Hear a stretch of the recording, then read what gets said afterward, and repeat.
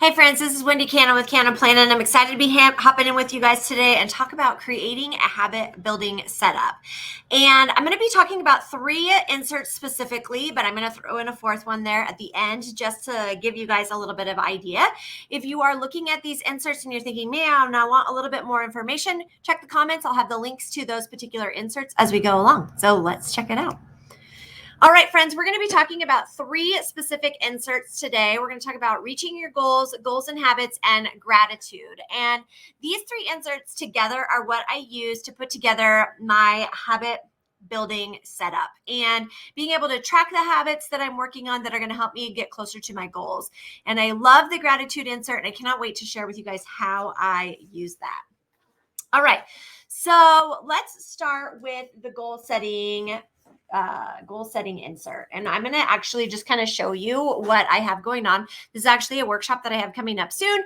So it is have 75 people join a goal setting workshop. These are the dates of the workshop. Is this a SMART goal? Specific, measurable, or achievable, relevant, and time bound? Yes, it's specific. I'm wanting 75 people to join a goal setting workshop. It is time bound because this is when the activity or workshop is going to take place. Is it something that I can measure? Yes, because I'll be able to determine if there's 75 people. It is achievable and it is relevant to what I am currently working on. So I'm going to go ahead and set the dates. And then here I'm going to write out all of these particular things that I need to be able to do in order to incorporate this into my daily life and getting prepared for this. So I'm going to have to write out a task list, create a sales page, build a engagement post, create the workshop graphics, clean out the group because I use a specific group for this. Extended value, what am I going to be offering them? Open cart, am I going to have ambassadors? How many blog posts do I want to write? And how many YouTube videos do I think are appropriate for this particular setup?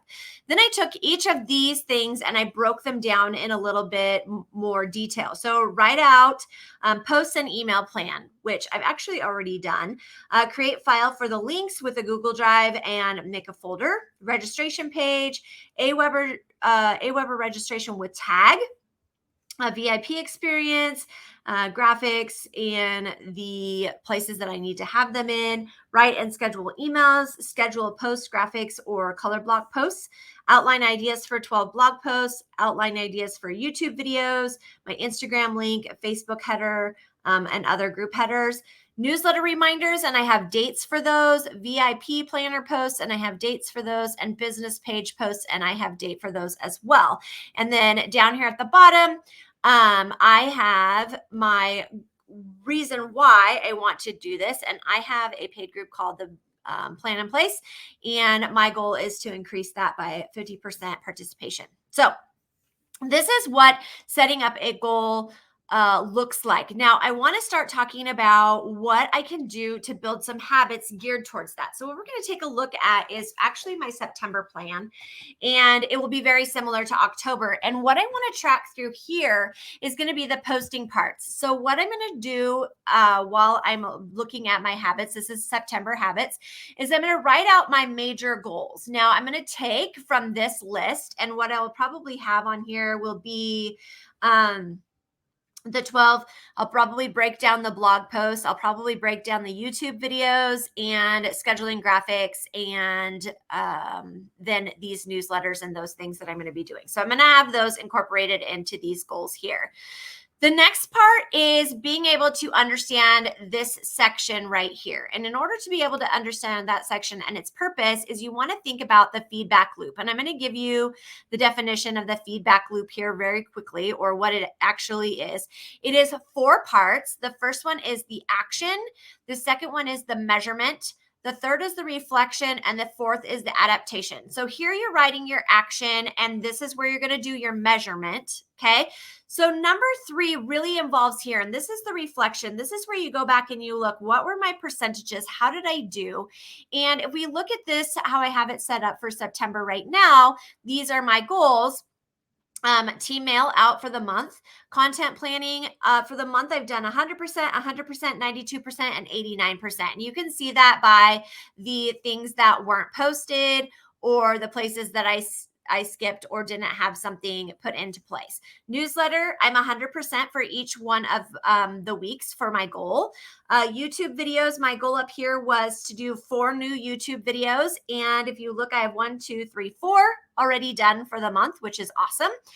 Blog post articles, my goal up here was 4 new blog posts, and I currently have 1, but I still have the rest of this week to be able to put that all into play.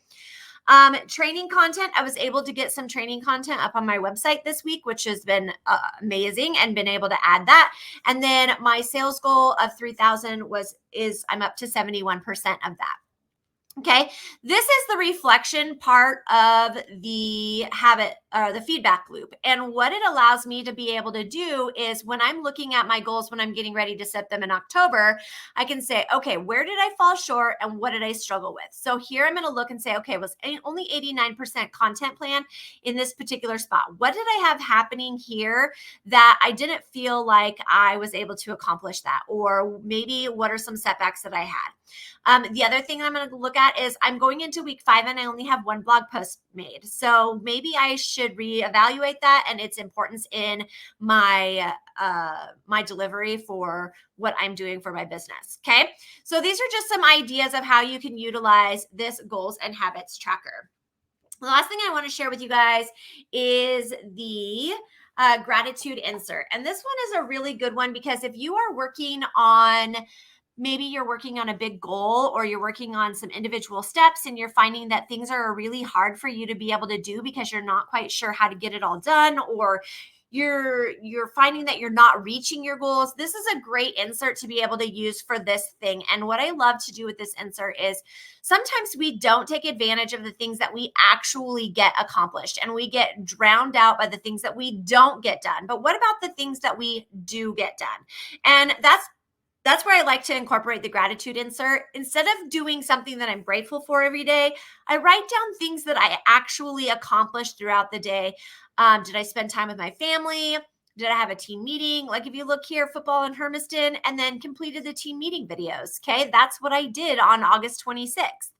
And that's things that I can be proud of. I actually accomplished those kinds of things. Look at, I was traveling here, right? So I landed in Seattle and drove home. This particular spot here in August was when I was traveling to Chula 12 conference. On the 1st, I did newsletters, work at Wednesday, graphics and script, spotlight, insert, and hostess rewards. Like I was on top of it that day. But this gives me a chance to go, okay, I may not have gotten everything done on my list, but these are the things that I actually did get done. And I'm going to celebrate those wins because they're just as important as all the other things. And when we utilize the feedback loop and go, okay, what didn't I get done and why? And you use these 2 things simultaneously, you're going to be able to look at them and say, okay, well, what was I doing this week that I didn't reach my particular goals? And that is the purpose of using this.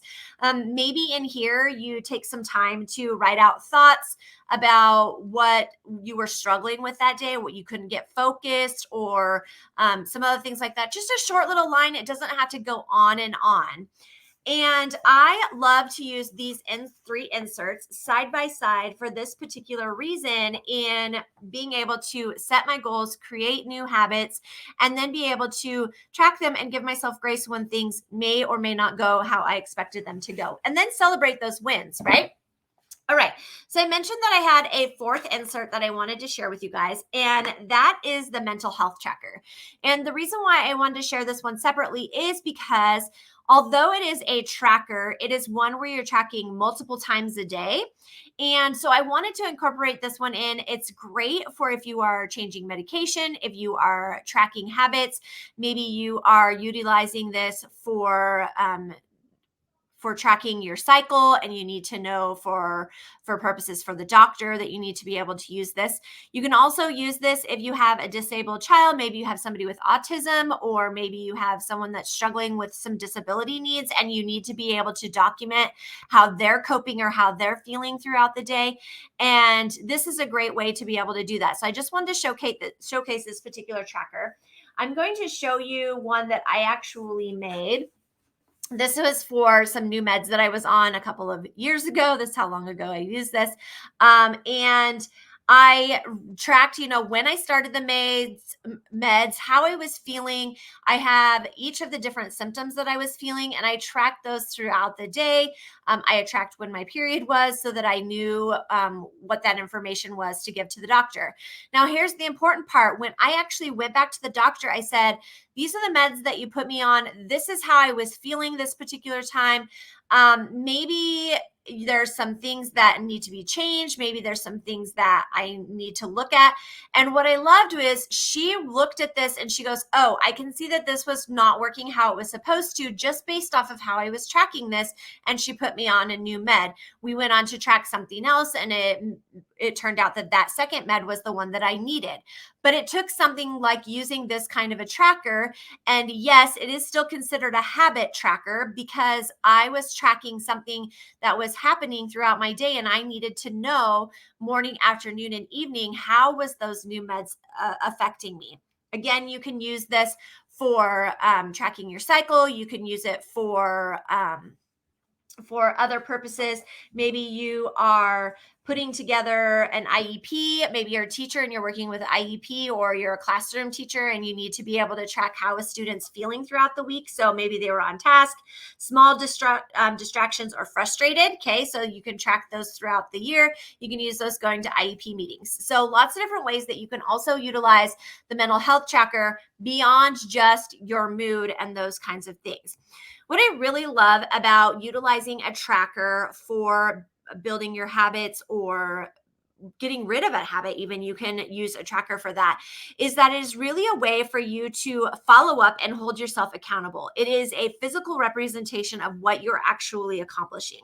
And it really takes that motivation and that desire to want to either change a habit or add a new habit, that you really get used to using the habit tracker and the things that you're putting together for this particular purpose. So thank you guys for joining me today. Again, if you want more information about the goals habit, the habit tracker, or the gratitude insert, or the mental health tracker, go ahead and check the comments of this video and check those out and see if they are anything that can help you get started with building your habit setup.